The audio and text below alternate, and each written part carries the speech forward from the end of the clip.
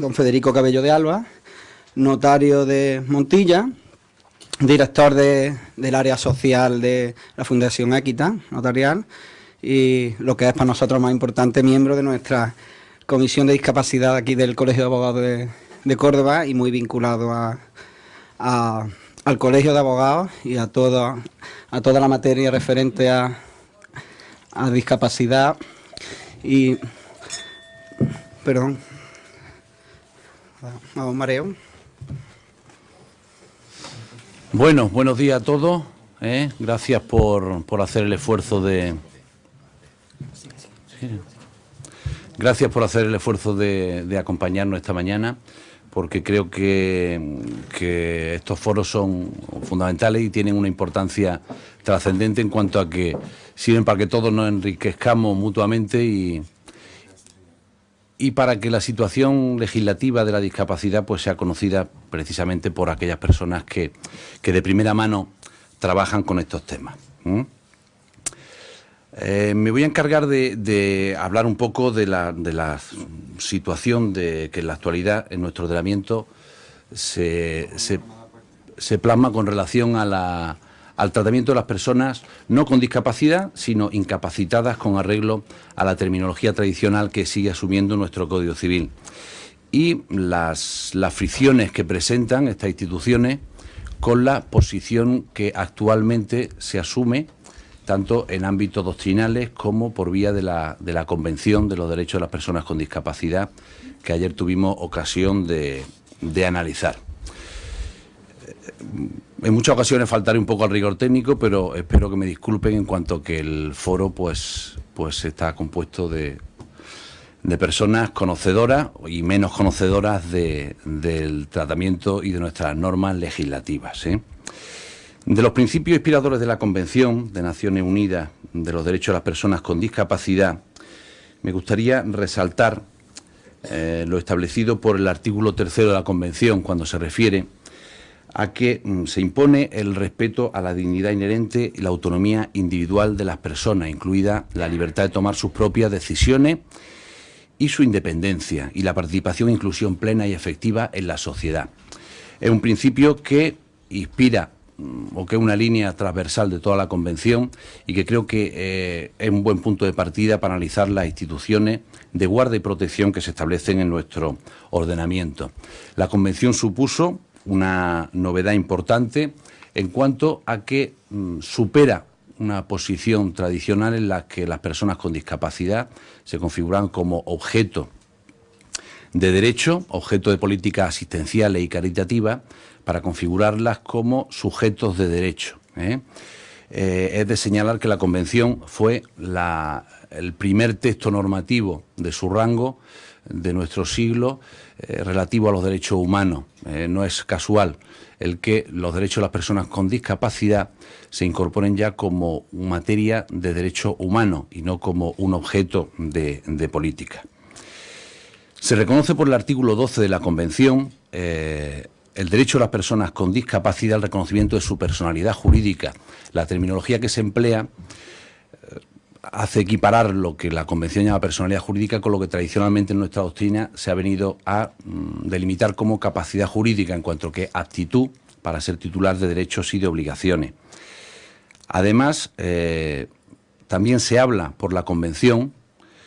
de que se adoptarán las medidas pertinentes para que las personas con discapacidad puedan desarrollar, sin perjuicio de los apoyos que requieran, el ejercicio de su capacidad jurídica, haciendo una referencia implícita a lo que doctrinalmente y en nuestro ordenamiento ha venido a reconocerse como la capacidad de obrar, no ya ser titular de derechos y de obligaciones, sino ejercitar esos derechos y cumplir esas obligaciones. Se ha pasado de configurar la discapacidad como un modelo de exclusión. Hubo una época en la que la discapacidad se configuraba o se entendía como un impedimento para que la persona afectada aportara algo a la sociedad, por eso se reconoció una exclusión en el ámbito laboral, en el ejercicio de muchos derechos por parte de esas personas. También se ha superado el denominado modelo rehabilitador, que hablaba de las personas con discapacidad o le reconocía ese protagonismo en la medida y en la condición en que fueran rehabilitadas o mediante terapias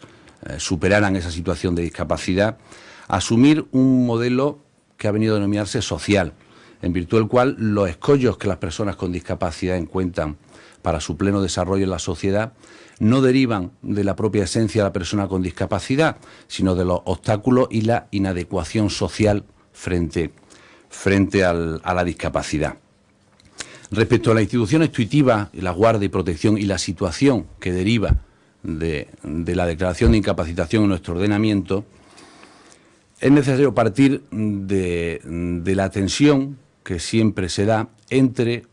lo que es el respeto a esa autonomía de la voluntad, a la posibilidad de que las personas con discapacidad configuren su situación familiar, patrimonial, personal, con relación al medio social en el que se mueven, y la demanda de esa protección o de esa seguridad jurídica que requieren no solamente las personas con discapacidad, sino cualquier ciudadano. Tradicionalmente en nuestro ordenamiento se ha solventado se ha asumido esa función de guarda y protección de las personas con discapacidad a través de las instituciones que se han denominado de sustitución. ¿En qué consiste? Pues consiste simplemente en que tanto la formación de la voluntad, la decisión de celebrar un determinado acto de trascendencia jurídica, como la intervención en esa perfección de un negocio jurídico, hablamos de una compraventa, de un testamento, en caso de testamento no, porque es personalísimo, aceptación de una herencia, se negaba la intervención a la persona con discapacidad y en su lugar intervenía el tutor, el curador o la persona que asumía su representación legal en cuanto que derivaba de una resolución judicial en base a los preceptos legales correspondientes y no voluntaria en cuanto que no derivaba lógicamente de su voluntad. En la Convención, por el contrario, se asume claramente un principio favorable a aquellas instituciones de guarda y protección que podríamos calificar de apoyo y de asistencia, que suponen partir de un paradigma claramente distinto. La persona con discapacidad, y en la medida en que lo requiere, es acreedora de esas medidas de asistencia y apoyo, pero estas deben primar frente a aquellas que se califican tradicionalmente como de sustitución. En la propia Convención, de su tenor literal y sin ánimo de ser exhaustivo, hay muchas ocasiones en las que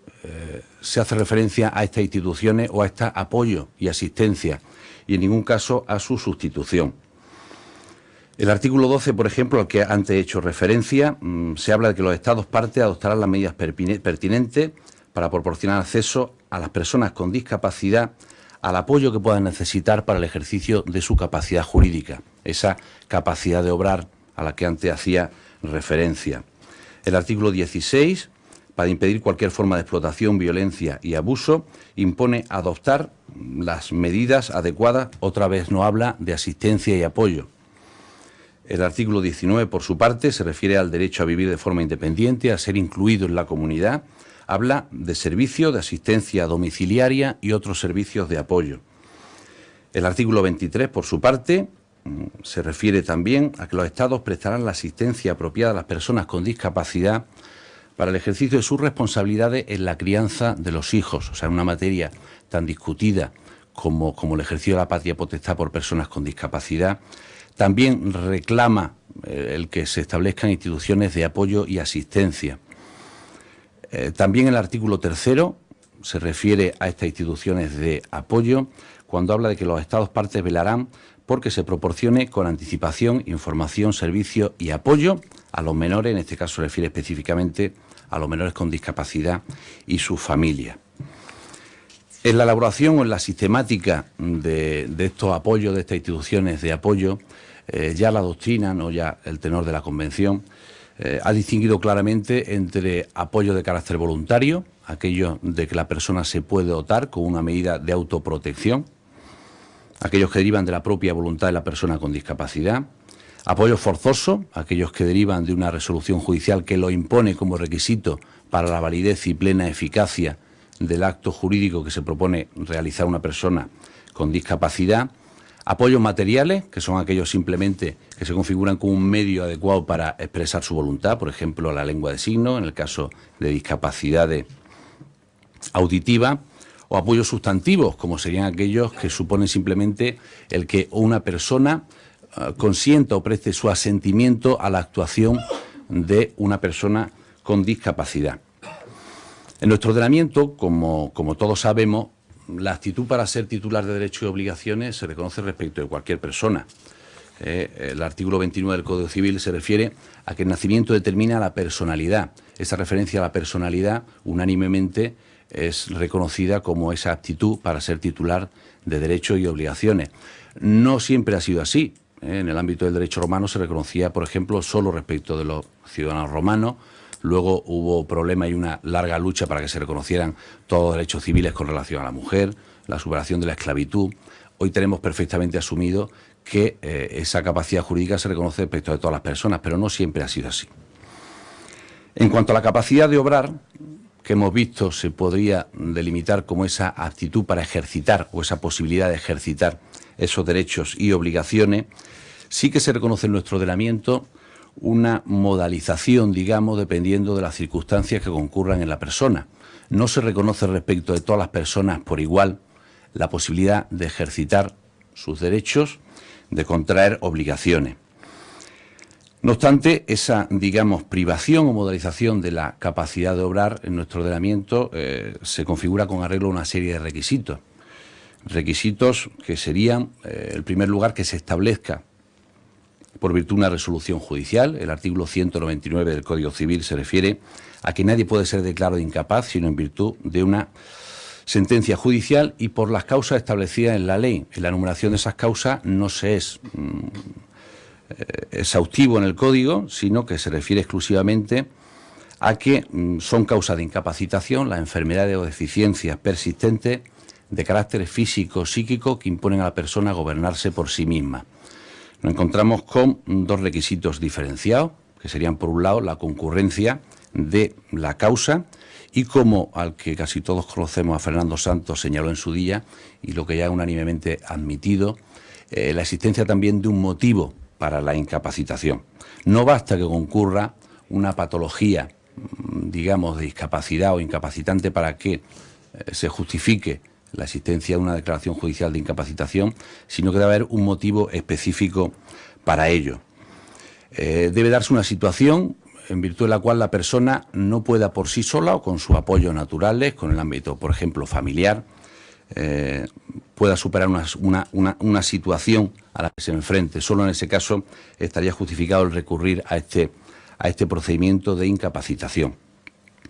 No voy a entrar en el análisis o el estudio del procedimiento de incapacitación, sino más bien en las consecuencias que derivan de esa resolución judicial, de esa sentencia de incapacitación, aunque nos enfrentamos con una terminología que se tiende claramente a superar. Todos los estudios atinentes a la modificación del procedimiento de incapacitación vienen a reclamar ese cambio de terminología, que yo creo que debe ir más allá de la terminología, pero que ya supone un avance, y que hablan de modificación de la capacidad de obrar. En nuestro ordenamiento, el resultado de un procedimiento de incapacitación supone el establecimiento de unas instituciones, la consagración de unas instituciones,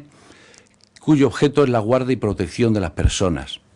Vamos a verlas ahora, siquiera sea someramente, para ver las fricciones que presentan con relación a los principios derivados no solamente de la Convención, sino de los principios de justicia que se asumen de manera prácticamente unánime en la generalidad de los ámbitos de estudio de la discapacidad. El artículo 215 se refiere a que la guarda y protección de las personas y bienes o solamente la persona o los bienes de las personas con discapacidad, de las personas incapacitadas, se realizará mediante la tutela, la curatela y el defensor judicial.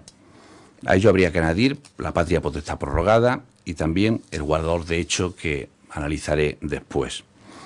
Cada una de estas instituciones procede o se justifica en base a unos supuestos o presupuestos distintos y tiene una razón de ser y un funcionamiento también distinto. En el caso de la tutela, con arreglo también al tenor del Código Civil, procede en los supuestos de incapacitación cuando la sentencia así lo haya establecido. Funciones del tutor serían representar al menor o incapacitado, salvo para aquellos actos que por disposición de la ley o la resolución judicial pudiera realizar por sí mismo. Nos encontramos, por tanto, con el paradigma de las instituciones de sustitución. La persona sometida a tutela no participa en la gestión de sus intereses. Es sustituida tanto en la iniciativa de llevar a cabo o de celebrar un negocio jurídico,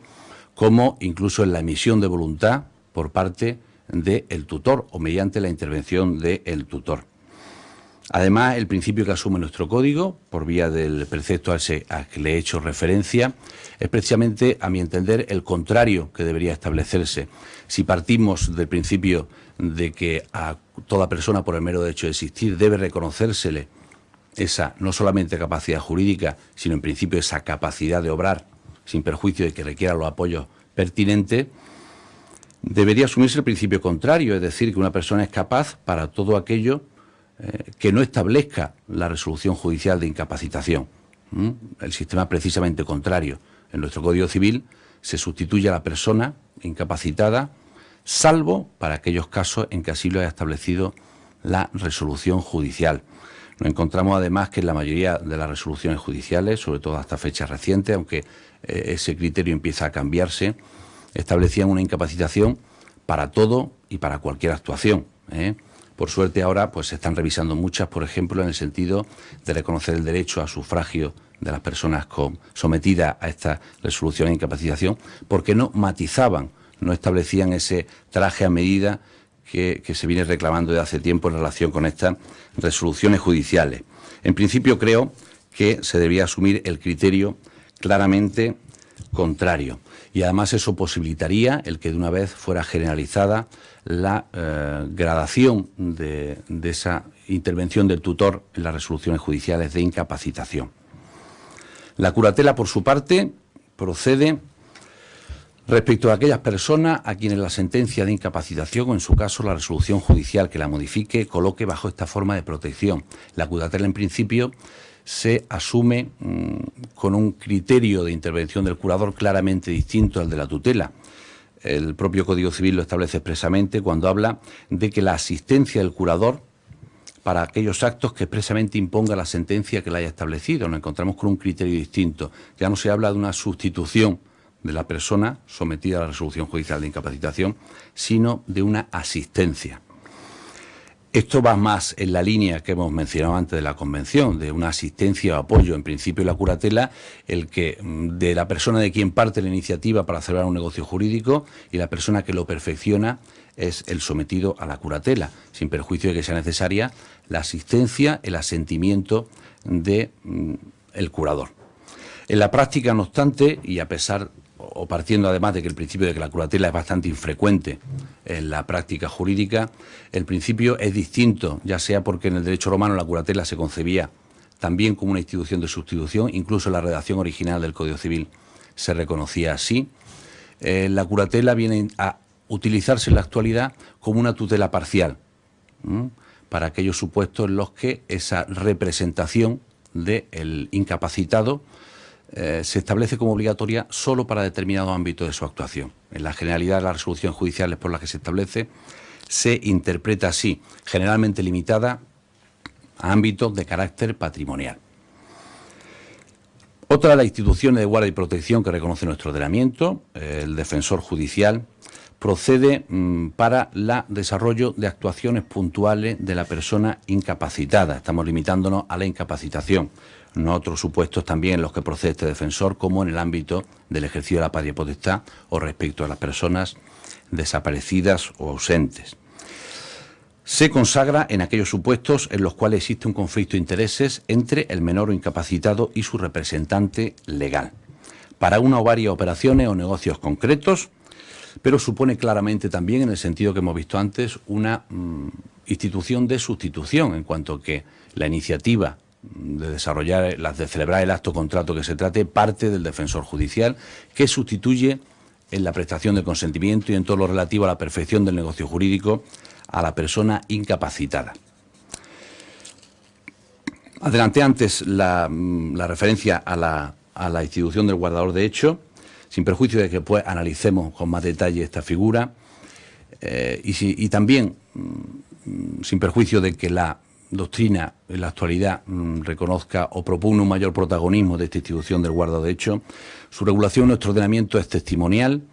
y es más cercana a una gestión de negocios ajenos sin título habilitante. El guardador de hecho es aquella persona que, precisamente como su propia denominación indica, de hecho se encarga de la gestión de asuntos de interés o relacionados con la persona, no en este caso incapacitada, sino que no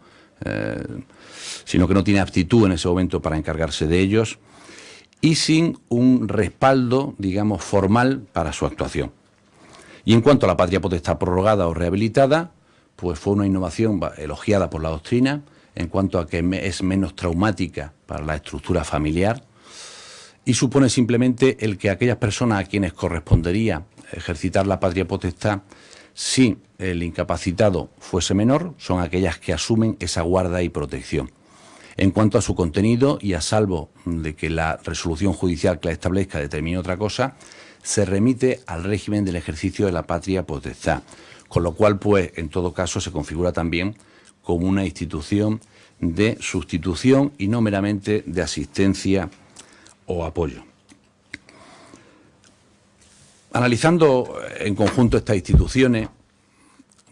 a mi entender se dan una serie de claros conflictos, roces o fricciones con los principios que antes vimos han de inspirar ese respeto, sin perjuicio del establecimiento de los apoyos correspondientes, a la situación de las personas que por su situación se ven abocadas a un procedimiento de incapacitación. Se trata de instituciones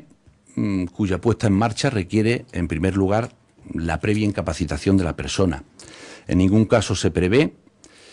que una persona que no haya sido privada de su capacidad previamente en virtud de una resolución judicial pueda beneficiarse de la función tuitiva que se desarrolla a través de estas diferentes instituciones. Cuando una persona con discapacidad requiere el apoyo o asistencia que preconiza la Convención y que es de justicia prestar, la única vía para que se establezca en nuestro ordenamiento esa asistencia y apoyo es que previamente exista una resolución judicial de incapacitación. Eso lo vemos mucho en la notaría, de las que, aunque nosotros no seamos protagonistas del procedimiento de incapacitación, estemos al margen del procedimiento judicial, cuando una persona viene a una notaría pretendiendo aceptar una herencia, pretendiendo realizar una compraventa,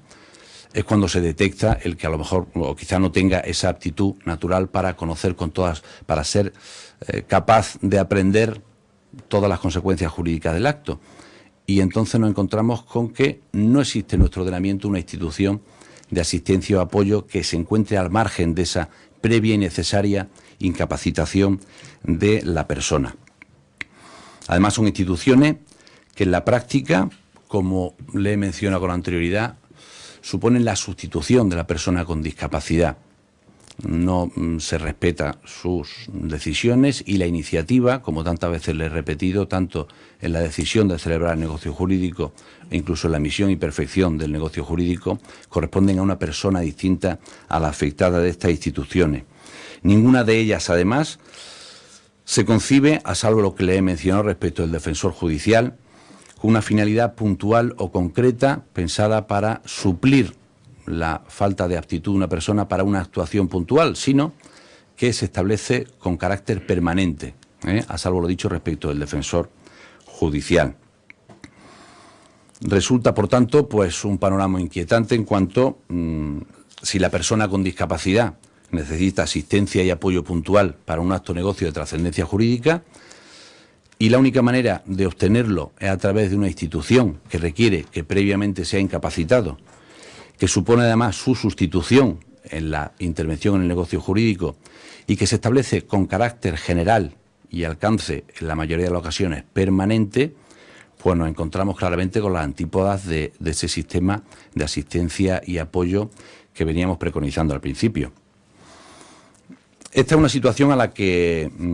se han enfrentado pues la mayoría de los ordenamientos de nuestro ámbito, sobre todo aquellos que proceden de la rama común del derecho romano, del cual pues beben nuestras fuentes jurídicas. El Código Civil italiano, por ejemplo, incluso antes de la elaboración de la Convención Internacional de los Derechos de las Personas con Discapacidad en el año 2004, incorporó dos sistemas de protección. Respetando el sistema de incapacitación tradicional, además incorporó una institución denominada el Administrador de Sostén, en virtud del cual se establece cuando, para aquellos supuestos, por efecto de una enfermedad o discapacidad, aunque sea parcial o temporal y sin necesidad de la previa incapacitación de la persona, con alcance puntual y, como principio general, asumiendo una función de asistencia y apoyo y no de sustitución. El Código Civil francés también siguió esos pasos mediante el Salvaguarda de Justicia, una institución que también incorporó, y limitada a los casos en que un mayor de edad tenga necesidad de ser representado para la realización de actos de carácter concreto, actos de relevancia jurídica. En el derecho alemán también se asumió una institución análoga, la del asistente legal. Es una forma de protección sin necesidad de que ocurra la previa incapacitación de la persona y de un modo flexible se establece también como una institución de asistencia o asentimiento por parte de esta persona respecto de actos que pueden ser concretos de la persona con discapacidad. En la legislación española, el Código Civil de Cataluña también ha incorporado esta nueva institución. El derecho de asistencia se dirige al mayor, y hablo y sigo literalmente lo que dice el Código Civil catalán, al mayor de edad que lo necesita para cuidar su persona o bienes debido a la disminución no incapacitante de sus facultades físicas o psíquicas. Se parte de una concepción de la protección de la persona que no se vincula a los casos de falta de capacidad y además que sirve para atender a las múltiples situaciones en las que una persona se puede encontrar y que necesite esa asistencia y apoyo. Puede ser solicitada, además, como una novedad importante, por la propia persona interesada, mediante un procedimiento de jurisdicción voluntaria. Se supera así el necesario recurso a un procedimiento que, aun cuando sea en la mayoría de las ocasiones ficticio, es un procedimiento contencioso. Se da cabida al necesario respeto a la persona que solicita el establecimiento de esta medida de protección y, además, como regla general,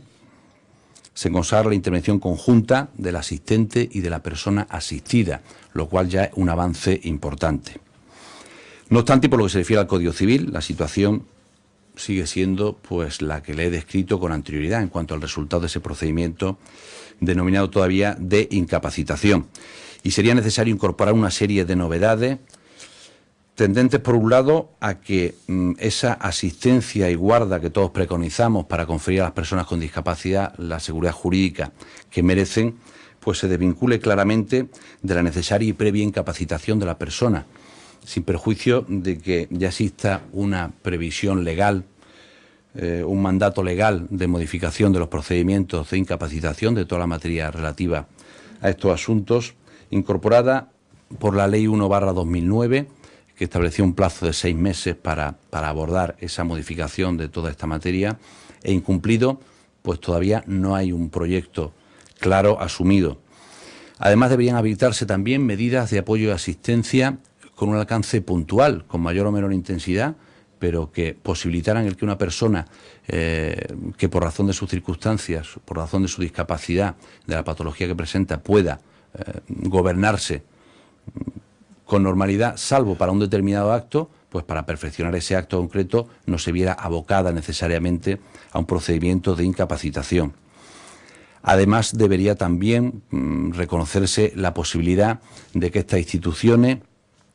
tuvieran un carácter mixto, o sea, que en virtud de la resolución judicial pudiera establecerse resolución judicial o bien a instancia de la persona afectada. Pudieran establecerse con una asistencia, apoyo, asentimiento para determinados actos o para la incluso sustitución en determinados actos dependiendo de su contenido o trascendencia. Debería posibilitarse además que quedaran abiertas a respetar la voluntad de las personas afectadas mediante una institución análoga a la ya reconocida en nuestro ordenamiento a través de la autotutela, que la autotutela no se limitara a reconocer la posibilidad de prever una incapacitación o tutela futura, sino una mera asistencia y apoyo a la persona que en el futuro pudiera demandarlo. Además, debería establecerse con claridad en nuestro ordenamiento el que estas instituciones han de tener una inspiración, digamos, finalista o funcional. No se puede incapacitar a una persona atendiendo a la intensidad de la discapacidad que tiene, sino atendiendo a el negocio jurídico o el requerimiento que tiene de desarrollar una determinada actuación o la suplencia que necesita en el desarrollo o en la gestión de su interés y de su situación, no solamente patrimonial o personal. De este modo, además, se evitarían muchas demandas de incapacitación que, más que una finalidad de protección, pues tiene una finalidad distinta. Por ejemplo, nosotros vemos en muchas ocasiones pues personas mayores que acuden angustiadas al despacho hablando de que las pretenden ingresar en un determinado centro al que ellos no quieren asistir, por ejemplo. Y claro, la vía es la incapacitación. La incapacitación en muchos de estos supuestos no se pretende por la familia con una finalidad de guarda o protección, sino con la finalidad de coaccionar a la persona que se ve afectada de esa situación. Eso se puede hacer ya sea mediante una modificación profunda de las instituciones de nuestro ordenamiento o bien de una sustitución o de una innovación de mayor trascendencia, pero en cualquier caso es necesario asumir esos principios. En el caso de la curatela, por ejemplo, pues es más acorde con todas estas instituciones siempre y cuando se respeten ese tenor literal del código que la configura como una forma de asistencia y apoyo más que de sustitución. Además, debería preverse la posibilidad de que se establezca por la propia persona en el sentido que ya se reconoce respecto de la autotutela. ¿Qué hacer mientras tanto? Porque todo esto es muy bonito, todo esto son cuestiones de futuro. Ayer vimos, Lourdes, una de las ponentes de ayer, pues tuvo la amabilidad de traernos un proyecto que se ha presentado por el Real Patronato sobre discapacidad, en el sentido de modificación del Código Civil y la Ley de Enjuiciamiento Civil en estos temas, pero en realidad no hay a día de hoy un proyecto firme y tal y como están las cosas desde el punto de vista legislativo, tampoco es previsible que se aborde con prontitud. Frente a ese panorama, pues hay una serie de instituciones que sí nos pueden ayudar, digamos, a solventar la situación que venimos analizando, a la necesario recurso a la incapacitación para obtener una determinada asistencia y apoyo por parte de las personas con discapacidad. Salvando siempre los dos principios a que he venido haciendo referencia al principio. Por un lado, el respeto a la autonomía de la persona en la medida en que sea posible, pero por otro lado también a la seguridad, no solamente de la persona, sino del tráfico jurídico. Desde este punto de vista, hay una institución como es el Poder Preventivo, que creo que puede tener una cierta virtualidad en este sentido, de evitar el necesario recurso a una previa incapacitación. La regulación clásica de nuestro ordenamiento resultaba el que en la terminología del código, lo que se hablaba del mandato, equiparado claramente, no vamos a entrar en profundidad de disquisiciones jurídicas en este sentido, pero equiparable en este sentido al poder, quedaba extinguido por la declaración de incapacidad del poder dante. Cuando una persona otorgaba un poder y posteriormente era incapacitada judicialmente, se discutía si era necesaria una incapacitación judicial o bastaba una incapacidad de hecho, el poder que había dado, pues por disposición legal, quedaba extinguido. Por tanto, dejaba de ser eficaz en cuanto que en la persona concurría una causa de incapacitación o recaía una resolución judicial en este sentido. ¿Con qué fundamento? Pues con dos fundamentos claramente recogidos ya tradicionalmente. ¿Cuál era? El de que si la persona no tenía capacidad para revocar el poder, pues entonces lo más seguro era que el poder automáticamente y por disposición legal se extinguiera. Por otro lado, además, se entendía que si una persona directamente no tenía capacidad para realizar un acto jurídico, tampoco estaba en condiciones de dar un poder para celebrar precisamente ese acto jurídico que ya no podía abordar.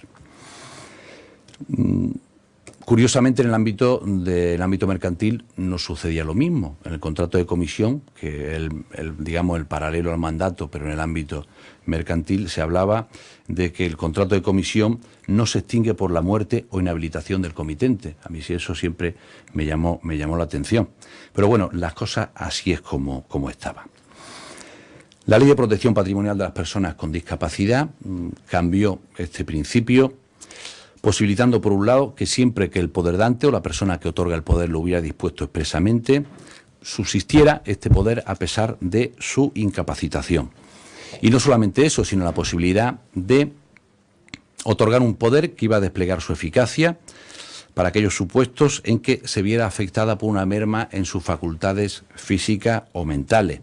ya fuera una incapacitación declarada judicialmente o simplemente una situación de discapacidad sobrevenida. Se incorporó por vía del artículo 1732 como una excepción a ese principio de extinción del poder. Se hace referencia a que el mandato se extinguirá también por la incapacitación sobrevenida del mandante, a no ser que en el mismo se hubiera dispuesto su continuación, o que el mandato se hubiera dado para el caso de incapacidad del mandante, apreciada conforme a lo dispuesto por éste. El mandato, aun en este caso, puede terminar por resolución judicial cuando se establezca un organismo tutelar, cuando recaiga la resolución judicial de incapacitación, o a instancia, hace referencia específicamente el Código, del tutor. Este precepto ha dado lugar a una interpretación doctrinal muy amplia y ha dado lugar a muchas discusiones doctrinales sobre su alcance. Se ha discutido si la referencia que hace el artículo 1732 a que subsista a pesar de la incapacidad se refiere a una incapacidad judicialmente declarada o, por el contrario, a una incapacidad de hecho. En estos supuestos no es baladí esa distinción, en cuanto que si damos un poder para el supuesto de incapacidad, pues volvemos a lo mismo que veíamos antes. Si se interpreta así el precepto y el poder va a desplegar eficacia a partir de la incapacitación, pues no vamos a ningún sitio. Sería una institución inútil. A mi entender, se impone que el poder puede darse y tener eficacia no solamente para cuando después recaiga una resolución judicial de incapacitación, sino cuando concurra una mera discapacidad física o de otro orden. Si media incapacitación judicial, la representación, lógicamente, como antes le mencionaba, se atribuye al tutor, al curador o a quien asuma esa figura de representación. Por lo que haber dado el poder para ese caso, pues resultaría o carecería y privaría de sentido a esta institución.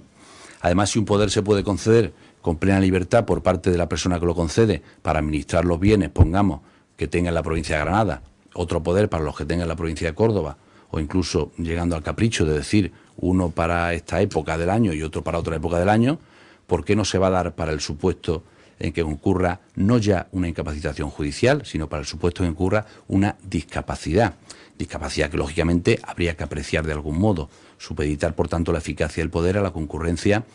y a la acreditación de esa digamos, patología discapacitante. Además, no podemos olvidar que la discapacidad no es equiparable a la incapacidad. Una persona con discapacidad pues puede asumir perfectamente el gobierno de su situación, dependiendo de la naturaleza de la discapacidad que le afecte. Si esa persona, digamos, con discapacidad, que conserva su plena capacidad, puede dar un poder ordinario y sin necesidad de acudir a esta institución, ¿por qué no lo va a dar para el supuesto o con arreglo a esa discapacidad que se aprecie con posterioridad? Además, el propio Código Civil se refiere a que el poder se hubiera dado para el caso de incapacidad del mandante conforme a lo apreciado o lo dispuesto por éste. Yo creo que eso claramente excluye el necesario recurso o posterior existencia de una resolución judicial de incapacitación. En el derecho comparado, además, se asume también claramente ese criterio.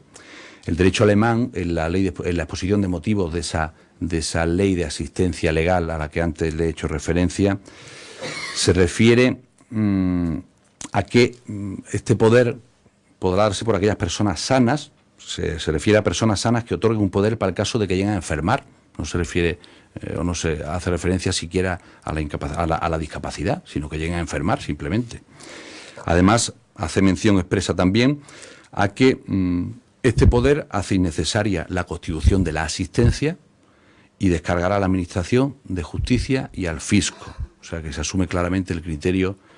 amplio en el alcance de interpretación de este poder preventivo. En el derecho canadiense se establecen resoluciones o disposiciones análogas. Se llega a hablar no de incapacidad, sino de mera falta de aptitud. Esta solución, pues, o esta interpretación del mandato del poder preventivo es criticada por aquellos que entienden que de este modo se privaría a la persona con discapacidad no incapacitada de la tutela judicial de que acreedora y de la protección y del control de los actos del apoderado por esa, digamos, institución de guarda o protección reglada por una resolución judicial. Yo entiendo que este argumento tampoco es discutible, en cuanto la existencia del poder preventivo no impide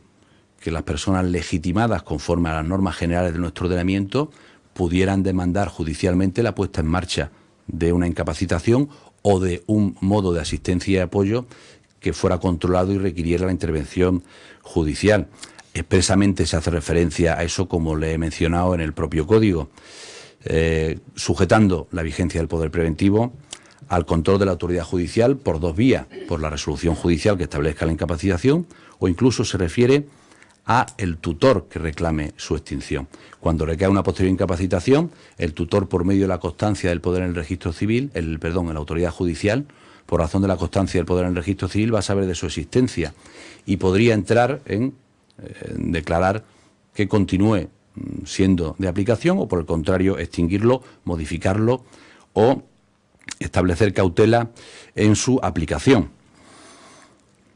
Se puede solicitar la derogación igualmente o la modalización de este poder preventivo. Hace referencia el Código expresamente al tutor, pensando en la posterior incapacitación de la persona, pero yo entiendo que sin necesidad de reclamar la incapacitación de la persona, cualquier persona legitimada para intervenir o para demandar el establecimiento de una medida de asistencia y apoyo con relación a la persona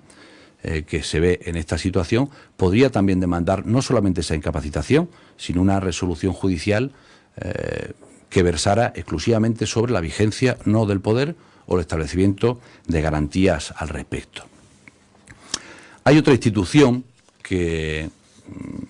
a la que anteriormente he hecho una referencia bastante somera, la guarda de hecho, que a mi entender también puede suplir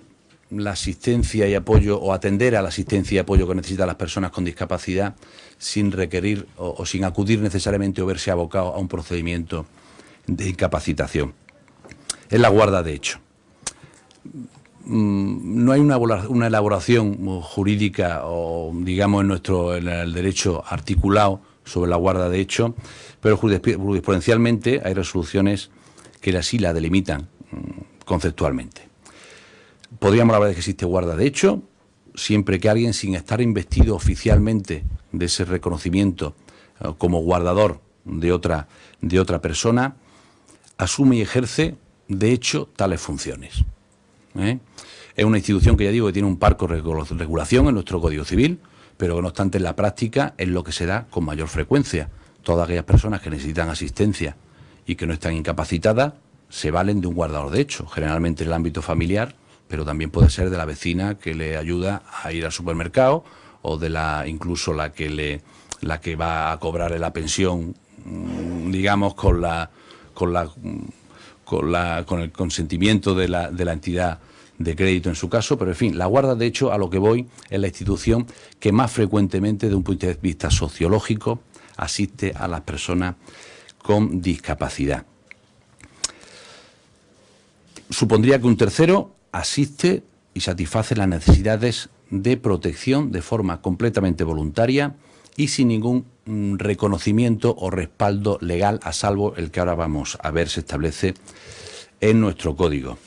Se asume un deber de protección respecto de un menor de edad o persona con discapacidad, y no existe un deber específico de protección establecido por el ordenamiento jurídico. Una actuación, como le he dicho, perfectamente voluntaria. No obstante, yo creo que de la escasa regulación que se establece en nuestro Código de la guarda de hecho, no debe inferirse en ningún caso que se trate de una institución no querida por nuestro ordenamiento, o que esté necesariamente abocada a ser transitoria en tanto recae una resolución judicial de incapacitación. De esa parca de regulación me gustaría destacarle el artículo 303, que hace referencia a que cuando la autoridad judicial tenga conocimiento de la existencia de un guardador de hecho, podrá requerirle para que le informe sobre la situación de la persona o bienes del menor o presunto incapaz y de su actuación en relación con los mismos, pudiendo establecer las medidas de vigilancia y control que estime y considere oportuna. No habla en ningún momento de que necesariamente deba ponerse fin a esa situación, y tampoco de que necesariamente deba ser sustituida o excluida e iniciado un procedimiento de incapacitación. Habla de adoptar las medidas de vigilancia y control que considere oportuna. Es más, nada hace pensar que si esa situación, estableciendo los controles oportunos y la vigilancia oportuna, se puede perpetuar, ¿por qué recurrir a un procedimiento de incapacitación? Comparando además esta vigilancia y control o estas, digamos, cautelas que establece el Código Civil respecto de la guarda de hecho, pues son las mismas que se establecen respecto de aquellas instituciones de guarda o protección que se predican respecto o que requieren la intervención judicial. Por ejemplo, respecto a la tutela. También en el caso de tutela el juez puede entrar a fiscalizar su ejercicio y a establecer medidas de control y vigilancia, incluso puede removerlo de su actuación. Comparándolo también con el tutor, se reconoce incluso que el guardador de hecho tiene derecho a ser indemnizado de los daños y perjuicios que sufre en su cargo, con lo cual si lo viera como una institución negativa, una institución a superar por una necesaria resolución judicial de incapacitación, no se manifestaría, entiendo yo, en estos términos. El artículo 304, por su parte, también es de señalar en cuanto que se refiere a que los actos realizados por los guardadores de hecho, en interés del menor o presunto incapaz, no podrán ser impugnados si redundan en su utilidad. A mí este precepto me hace que pensar, porque ni siquiera hace referencia a que tengan que ser convalidados, ratificados, a que sea necesaria la posterior ratificación por la persona afectada o por un acto de autoridad, como podría ser una resolución judicial, incluso comparándolo con aquellos supuestos en los cuales se celebra un negocio por quien no tiene la representación de otro, nos encontramos incluso con un trato más favorable a la actuación del guardador de hecho que a la actuación del que actúa sin poder o actúa con un poder extralimitándose del poder. El artículo 1259, por ejemplo, habla de que los contratos celebrados en nombre de otro sin estar autorizados, sin tener su representación legal, son nulos, salvo que lo ratifique la persona a cuyo nombre se ha celebrado. O sea, indirectamente se reconoce que el guardador de hecho se encuentra en una posición incluso más ventajosa desde ese punto de vista que los supuestos de representación voluntaria. ¿Qué sucede? Pues que el guardador de hecho en la práctica, pues todos los profesionales jurídicos pues lo ven con disfavor, pero eso no significa que sea una institución reprobable, ¿eh? A mi juicio eso deriva de la inexistencia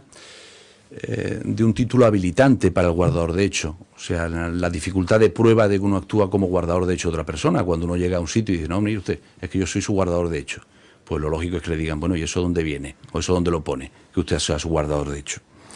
Superando esa dificultad, en la actuación de la persona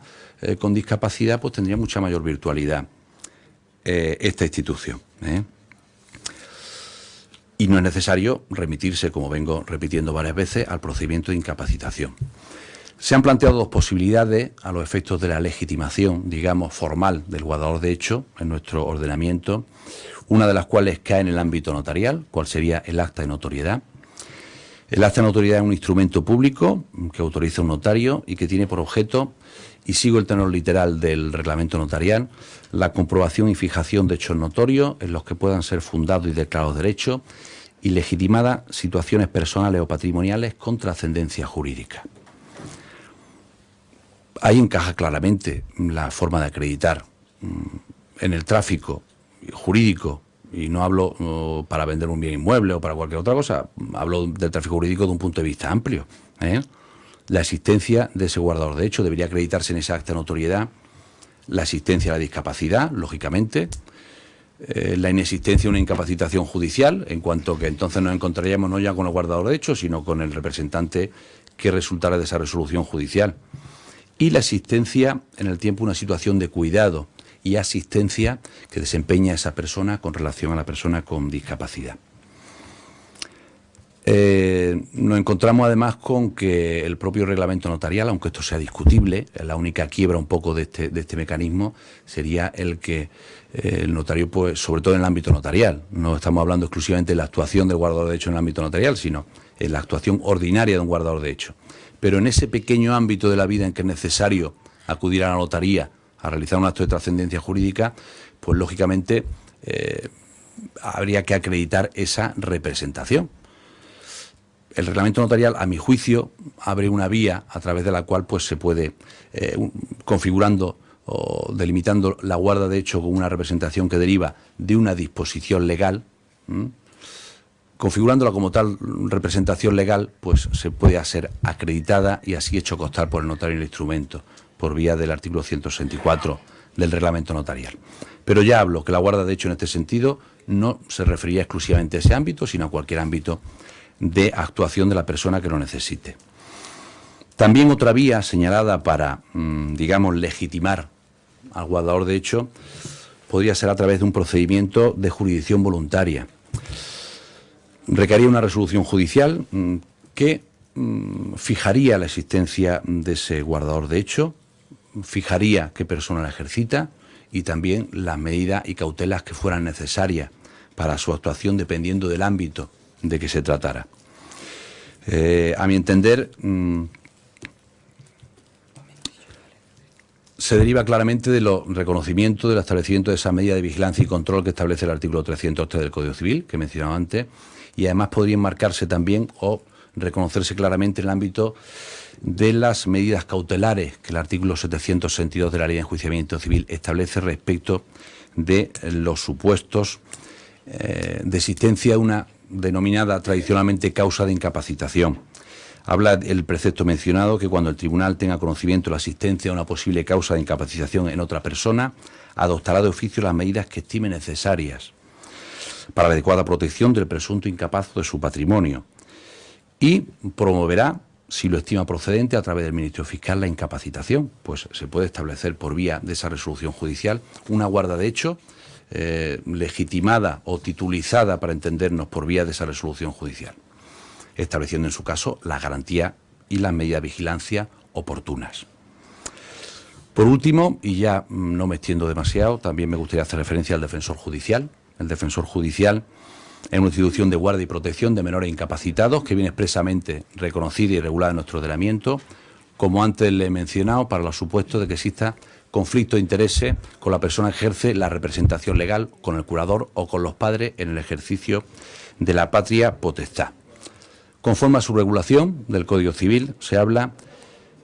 también de la posibilidad de designarlo en aquellos supuestos en que se tenga conocimiento de que una persona deba ser sometida a tutela y en tanto no recaiga la resolución judicial que ponga fin al procedimiento. Con una medida transitoria, en tanto, recae la incapacitación. A mi entender, y en base a la amplitud de medidas cautelares que la autoridad judicial puede adoptar por vía del artículo 762, y partiendo de que tampoco se infiere de esos preceptos que regulan la existencia del defensor judicial de una manera rígida que pueda o deba establecerse una incapacitación, sería defendible el que el defensor judicial actuara designado por la autoridad judicial para realizar actos concretos para los que la persona con discapacidad necesite apoyo y asistencia, sin necesidad de acudir a la incapacitación. Me explico. El defensor judicial